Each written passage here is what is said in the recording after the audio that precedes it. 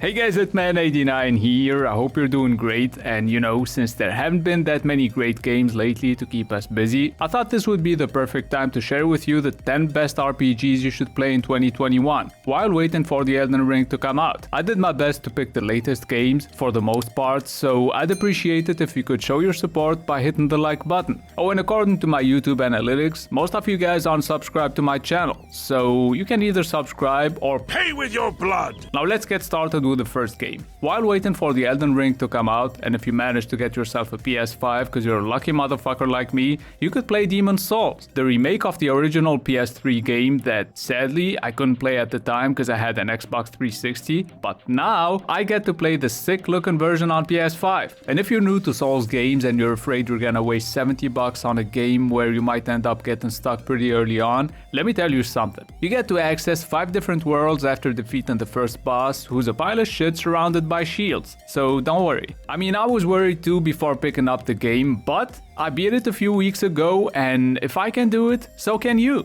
Plus, looking up tutorials on how to beat each boss, where to find the best items, what build is best for your playstyle is just so much fun. I can safely say I got addicted to Demon's Souls and I love it. Did I tell you I beat it? In all seriousness though, I was even tempted to start a New Game Plus and finish the game a second time, but then I remembered I had a life, so instead, I reinstalled Dark Souls 3 and finished it in a week. Yeah, that's my definition of having a life. Now, if you don't have a PS5, you've already beaten Dark Souls 3 and you want a Souls-like game, then maybe you should give Mortal Shell a shot. It's called Mortal Shell because you start in this ugly, weak form and you can possess certain shells, which are basically classes that you can choose from. And the main thing that makes this game different from all the Souls-like games out there is the harden ability, which, as the name suggests, it turns you to stone for a second and allows you to absorb incoming attacks and counter them. There's also a familiarity system that changes the way consumables affect you based on how familiar you are with them. So let's say you consume a mushroom that poisons you. If you consume it enough times, you will unlock its real effect, which is poison resistance. Interesting, right? So Mortal Shell had a free next-gen upgrade earlier this year, a new DLC is coming soon alongside with the Steam release, it's got creepy NPCs, enemies that can almost kill you in one hit, a user interface that'll make you feel like you're playing Dark Souls, but it's still not a From Software game, so it's up to you. At number 3 we have Yakuza Like a Dragon. In case you didn't know, Yakuza became a turn-based JRPG and that's what made me love it so much that it's now become my favorite Yakuza game ever. On this one you play as Ichiban Kasuga, who happens to love Dragon Quest as much as I do.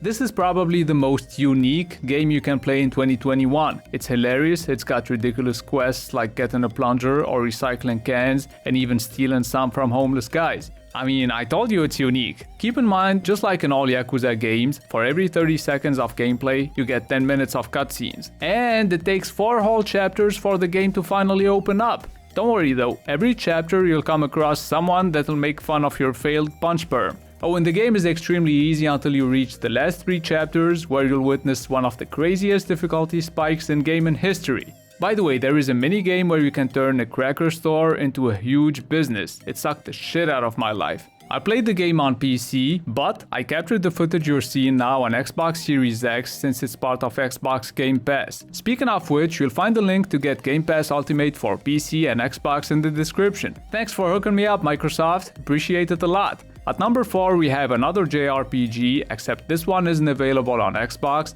I think most people heard of Genshin Impact by now, the free-to-play JRPG Breath of the Wild clone, but have you played it? You're looking at the PS5 version, which runs at 60 frames per second, but you can also play it on PC, PS4, Nintendo Switch, and mobile devices. So even if you're broke as fuck, you can still get it. Like I said, too bad it's not coming to Xbox, cause even though it's far from being the best RPG, in my opinion, it's the best free-to-play JRPG you can get your hands on. Moving on to the next game, and this one is a 21-year-old classic that's getting a remaster later this year. Diablo 2 Resurrected will keep you busy until you can finally play Diablo 4 or Path of Exile 2. I think it's safe to say that most old fucks like me have played Diablo 2 at least once in their lives. I mean, some people still play it to this day. Mostly people whose computers are about as powerful as a Game Boy Advance though. Anyways, even though this is only a remaster and they kept the sprite-based system, it looks gorgeous. And it'll also be a good opportunity for the younger ones out there or just console gamers to discover Diablo 2.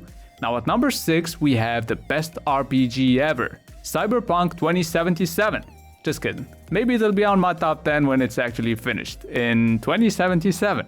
But for now, the sixth game I want to show you is Final Fantasy VII Remake. On this game, you play as Cloud Strife, a mercenary who was hired by Avalanche, an eco-terrorist group, but what really matters here is that every chick is thirsty as fuck. Seriously, they're always slobbering all over you, even Tifa, who I thought was married to this guy, so I expected him to murder them both with his big, black machine gun. Turns out they're not even together, so it's all good. In all seriousness though, I first played the game on base PS4 last year, and I picked up where I left off earlier this year, but this time on PS5, so I was not only having buttery smooth 60 FPS, but also super fast loading times. The graphics are amazing, and most of the time, the transitions from cutscenes to gameplay are seamless, which is something I love, almost as much as these chicks love Cloud. The combat system is now in real time, by the way. It's not turn-based anymore like on the original, but you still get to control multiple characters at once. At number 7 we have a different type of RPG. Wasteland 3 could be considered the father of the Fallout series. For those of you who didn't know, Wasteland 1 came out in 1987 and served as a huge inspiration in Fallout's creation. So Wasteland 3 is a party-based tactical RPG with tons of moral choices to make and an amount of freedom I have rarely witnessed in a video game. I made a lady kill her boyfriend, let me know if you got the reference, and then I made her join my crew. He was a piece of shit, so don't worry about it. I mean, that's what I told her at least. Honestly, while making this video, I wasn't even interested in playing this game that much, but I got into it real quick and now I'm addicted to it. You can manage all of your character's stats, skills and perks, so the key here is to try and have someone to pick locks, for example, someone else who can hack into computers, and there is even a skill called sneaky shit. Plus it's got XCOM combat, so there's no way I don't love this game. All the dialogue lines are voiced by the way, so you don't have to worry about reading long texts. After Ancient Egypt and Ancient Greece, Assassin's Creed Valhalla will take you to England and Norway, so you can play as a Viking called Eivor and basically raid and take over England. A lot of Assassin's Creed fans were disappointed when the series turned into an RPG, but I think it was getting a little too repetitive and it really needed this change. And now, they're gonna ruin it again with Assassin's Creed Infinity. All jokes aside though, Valhalla has everything. Stealth, action, exploration, beautiful graphics, good story, decent voice acting, especially for a Ubisoft game, and overall it's a good open world RPG and that's why it's on my list. Moving on to the 9th game, which is still in early access and only available on PC for now, but I'm pretty sure Baldur's Gate 3 will also come to PS5 and Xbox Series X after it fully launches on PC. And since this game is made by Larian Studios, it plays like Divinity, so you can expect tons of interactivity with the environments and some elemental stuff as well. On this game, a mind flayer puts a tadpole in your eye, a parasite that controls your brain and will eventually turn you into a mind flayer yourself if you don't get rid of it real quick. So you'll come across tons of characters who will offer to help you, but it's always hilarious when you exhaust all the dialogue options and let them mutilate you to then find out they have no idea what they're doing. And for this type of game, the graphics are pretty impressive, especially the faces. I mean, don't take the footage you're looking at into consideration, cause the game runs like shit on my computer. Speaking of which, in its current state, Baldur's Gate 3 is still fun and addictive, but at the moment of making this video, only the first act is playable, which takes around 25 hours to finish. So if you decide to get this game, you should really save your game often and explore as many options as possible, because the result is usually worth it, even though it means you'll be making huge mistakes.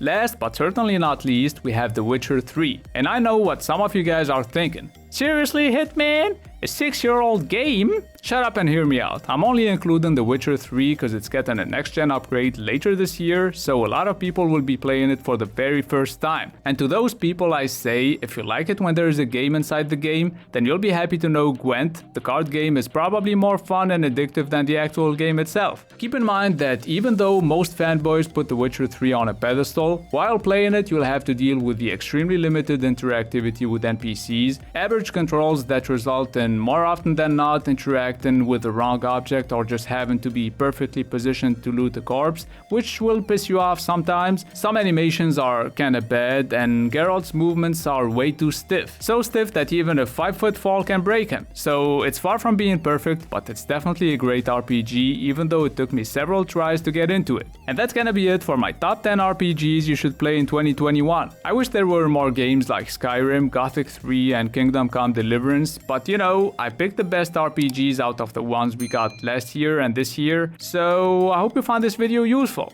Don't forget to hit the like button if you did, and subscribe if you're new to the channel. It's been Hitman89, see you guys very soon.